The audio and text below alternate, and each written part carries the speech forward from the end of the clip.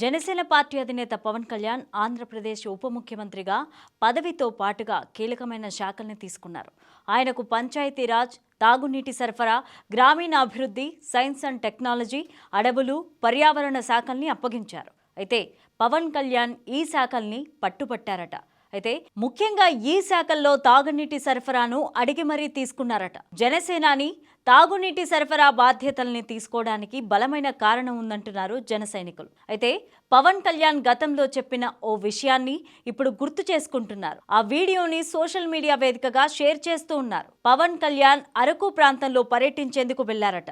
4 గంటల పాటు అక్కడి ప్రజలతో మాట్లాడి అరకు నుంచి తిరిగి వస్తుంటే మహిళలు రోడ్లపై బిందెలు పెట్టారు. నేను వెంటనే కారు నుంచి దిగాను. వారిలో ఓ 70 ఏళ్ల మహిళ తాగునీళ్లు సరిగా లేవని చెప్పారు. మేం ఎలాంటి నీళ్లు తాగుతున్నామో ఒక్కసారి చూడు అంటూ నన్ను వెంట పెట్టుకుని తీసుకెళ్లారు. ఊరు ఎక్కడని అడిగితే దగ్గరలోనే ఉంది బాబు అని చెప్పారు. మెయిన్ రోడ్ నుంచి లోపలికి వెళ్ళాం. 7 కిలోమీటర్లు నన్ను నడిపించారు. రోడ్డు కూడా సరిగా లేదు. అక్కడే తాగే నీళ్లు చూస్తే దారుణంగా ఉన్నాయి. పురుగులు, క్రిములు ఆ నీళ్లలో తిరుగుతూ ఉన్నాయి. ఆ నీళ్లనే వడకట్టుకొని తాగుతున్నామని ఆమె నాకు చెప్పారు. మనం ఉన్న సమాజంలో ఇలాంటి పరిస్థితులున్నాయి. ఆవిడ తాగేందుకు కొంచెం నీళ్ళివ్వండి బాబు, మాకేమీ వద్దు అని నన్ను అడిగింది. అది కూడా ఇప్పుడు అడగను, రేపు మీరు ప్రభుత్వం ఏర్పాటు చేసుకున్న తర్వాత మా ఊరిని గుర్తు పెట్టుకుంటే చాలు అని చెప్పింది. పవన్ కళ్యాణ్ అప్పుడు జరిగిన విషయాన్ని పార్టీ నేతలు, కార్యకర్తలతో సమావేశంలో ప్రస్తావించారు. ఏపీ డిప్యూటీ సీఎంగా పవన్ కళ్యాణ్ ఇప్పుడు తాగునీటి సరఫరా శాఖ బాధ్యతల్ని కూడా తీసుకున్నారు. దీంతో వీడియోను జన సైనికులు వైరల్ చేస్తున్నారు.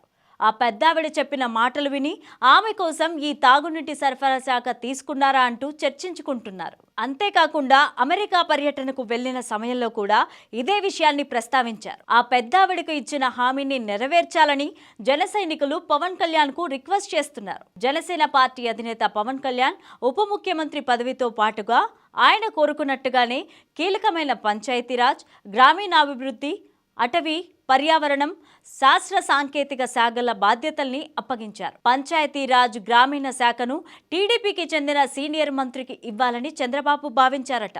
కానీ పవన్ కళ్యాణ్ కోరడంతో మిత్రధర్మం ప్రకారం ఆ శాఖల్ని ఆయనకు కేటాయించారు. జనసేన మూల సిద్ధాంతాల్లో పర్యావరణాన్ని పరిరక్షించే అభివృద్ధి ప్రస్థానం ఒకటి.